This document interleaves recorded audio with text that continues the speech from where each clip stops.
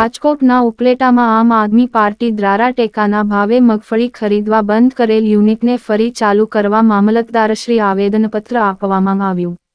Upleta marketing યાર્ડમાં ટેકાના ભાવે મગફળી ખરીદી ચાલુ છે તે ખૂબ જ ધીમી ગતિથી ખરીદી થતી નજરે જોવા મળે છે અને ખેડૂતોએ હેરાન થવું પડે છે। શરૂઆતમાં માર્કેટિંગ યાર્ડ દ્વારા 2 યુનિટનું ખાતમુહૂર્ત કરવામાં આવેલ હતું, પરંતુ હાલ 1 યુનિટ બંધ અવસ્થામાં છે અને બીજું યુનિટ ખૂબ ધીમી ગતિએ ચાલે છે, જેના લીધે ખેડૂતોએ મુશ્કેલી ભોગવવી પડે છે।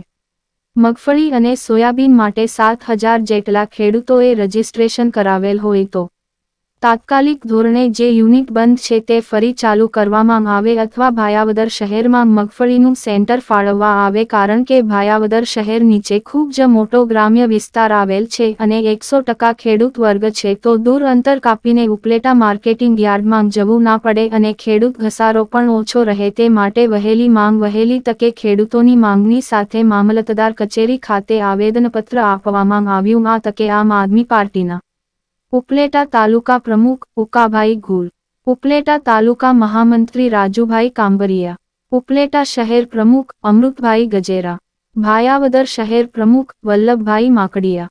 રિપોર્ટ સરફરાજ કોડી।